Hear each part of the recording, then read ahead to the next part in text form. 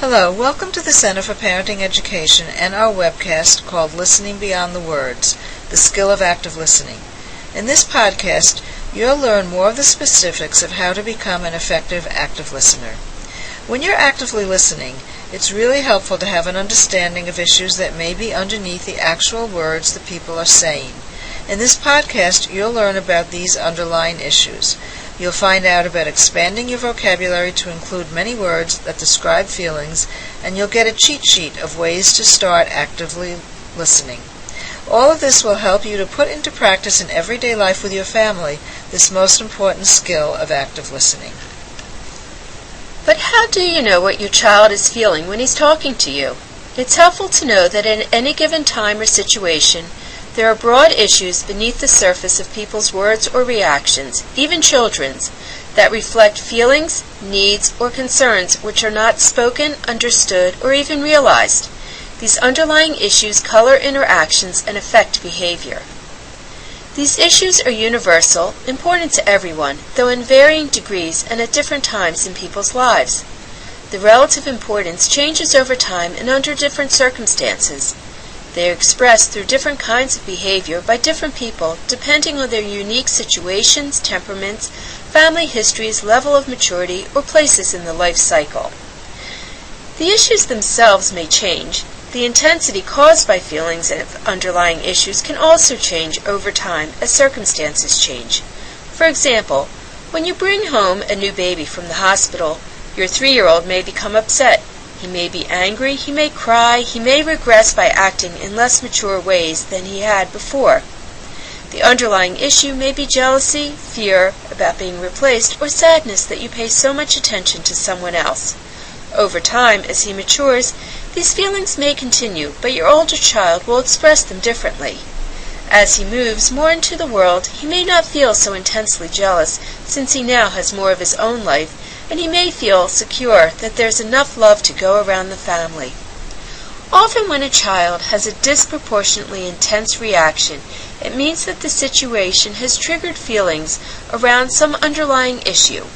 Or when a reaction seems to have little or no connection to the actual situation or behavior, it may be that your child is reacting to something else, a larger and deeper issue than what is happening in the present, which he may or may not recognize or understand. Knowing this can help you manage the situation more effectively and help your child to identify the issue so that he can more appropriately manage the situation.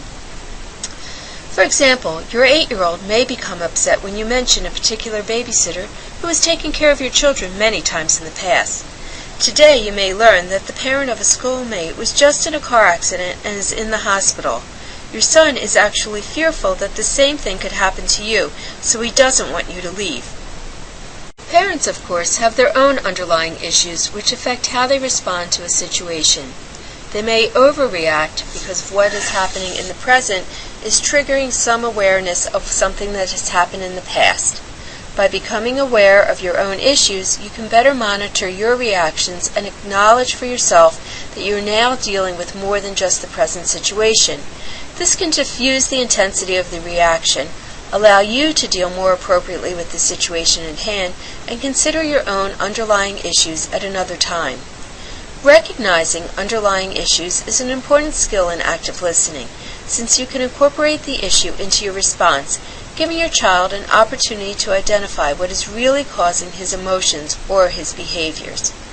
You may want to take a few moments to look over this list so you can become familiar with the many issues that children and adults face.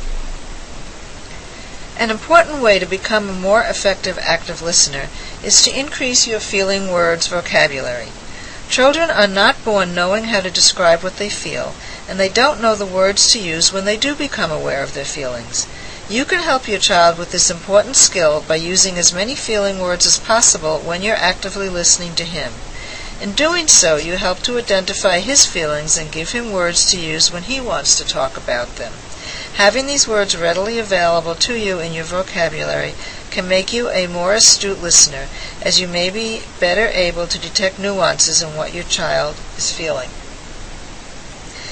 On the screen are just a few of the many feeling words that you can put into your vocabulary.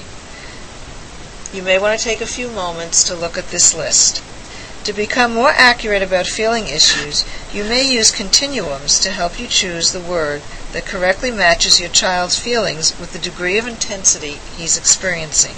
For example, there's an anger continuum, and degrees of anger can be expressed all the way from outrage to just a little bit annoyed. There's a happiness continuum. Degrees of happiness may be expressed from being ecstatic and elated to simply content.